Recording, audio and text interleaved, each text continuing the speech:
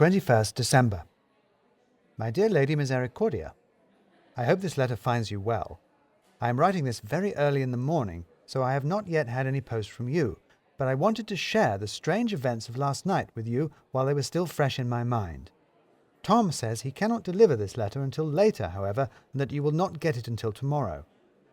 I am still mystified as to how it can be delivered at all, to be frank with you. This place is still a complete puzzle. Even as I worked all yesterday, I still could not keep my thoughts from this enigma that surrounded us, now that we were so very close to its heart.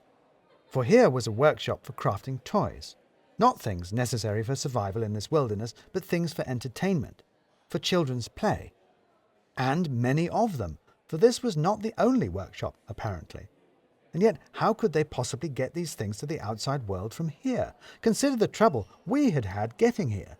Now imagine taking that journey again and again, bearing cargo and supplies. And here we come to the problem of the letters, for soon after our meeting with Nicholas, they were brought to us by one of his many helpers, and we were given to understand that we could easily send and receive mail from anywhere to anywhere if we had anything we wished to send. At first I thought that perhaps our host had some kind of wireless telegraph, allowing him communication instantaneously around the world. But no. Here in my hand was your letter, on your paper, in your very own handwriting, even down to the 3 whole pages detailing the dress that you wore to the ball, which, as Harry pointed out, could have been summarized in just 3 words, pink with ribbons. So he must be bringing the letters in and sending them out. But how? I had seen only the customary reindeer and sleigh outside, and that would not get him very far in this remote valley. He must have some extraordinary means of transport or communication hidden away somewhere that would allow such miracles. I began to see why the Professor was so interested. And I was right in my guesses too, it seemed, for as Harry and I were eventually led through into supper, we came in at the tail end of something the Professor was saying to Nicholas. But imagine the possibilities. A world where people can travel to distant lands in only hours. Imagine what we might learn about other people and their cultures, how that will destroy all the barriers that distance and ignorance put up between men, and put an end to hate and suspicion between nations. Imagine a world where men can talk to each other across the globe, have the knowledge of the world at their fingertips, know all the news and all the secrets. Imagine what a race of scientists we will be then, and what we will not be able to do.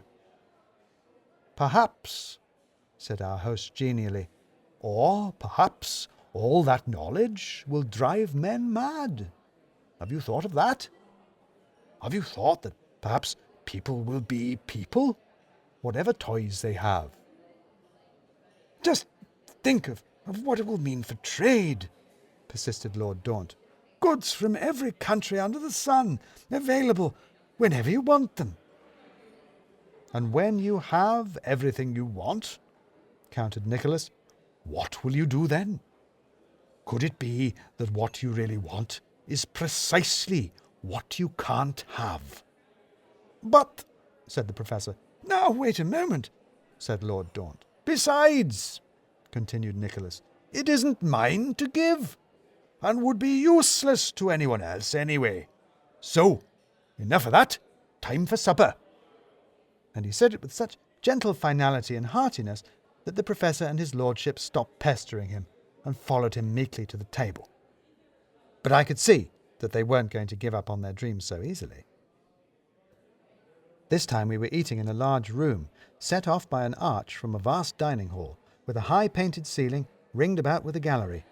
The whole place filled to the rafters with the workers from Nicholas's homestead, all eating and drinking happily. We were evidently seated at the top table, along with Tom and Alf and 3 other workers who hung on every word Nicholas uttered. We had eaten our soup and were just setting into a fish that I think must have been carp, and hoping in my case that we might have some meat soon, when a whisper began to travel the length of the dining hall, up the tables and through the arch to Nicholas's chair. He listened to the waiter, who had to stand on tiptoes to reach his master's ear, even with Nicholas sitting down, and then turned to us. Gentlemen, I'm afraid we have a difficulty. Someone has entered the house where you have left your belongings, and has been rifling through them. My friends are rightly appalled, as they know nothing of crime here. They believe the person responsible is still somewhere in Ulutonti. I knew by now that that was his name for his home here. Could it be someone of your party? Did you have another with you? Oxshott, muttered Lord Daunt. It must be.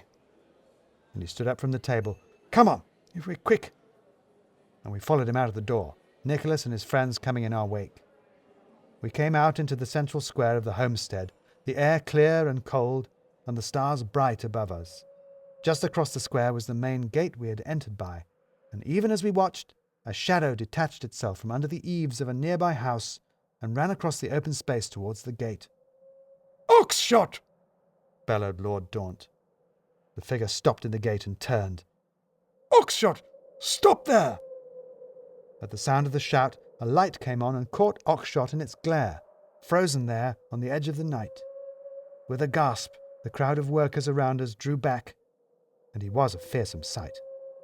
His clothes were ragged and torn, standing out in great bunches of fur and cloth. His dark hair and beard were matted and flecked about with ice. Standing there, shaggy and wreathed in mist from his own breath, he looked like the exact opposite of our host, dark and angry and wild. Shells, he said, for the gun. And he shook a box of ammunition and waved the shotgun which he still carried at us. Bears here, you know, he said. Polar bear. I've seen it. At night. It's here again. Going to get it this time. And then he stopped and gasped as he caught sight of Nicholas. You! Me? Said Nicholas. You! Where is it? The train! Where is it? Why did it never come? Why did you not bring it? I think you know, don't you, Roderick? Said Nicholas, and there was a tone in his voice that I had not heard before, something hard and stern. It wasn't my fault, shouted Oxshott. I didn't mean to push her so hard. I didn't know she'd fall off. It was very bad, all the same, said Nicholas, and at the word bad, the crowd around us shuddered. How dare you! How dare you! Roared Oxshott. You! He stopped, and a terrible twisted smile spread over his lips.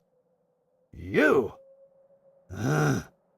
What a trophy that would be, eh? Your head, just above the fireplace?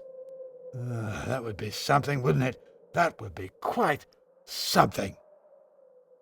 Oxshott, what are you saying? I couldn't stop myself. What do you mean?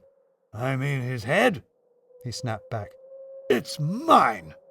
I'll be back for it tomorrow. I'll be back, and I'll have his head for my wall.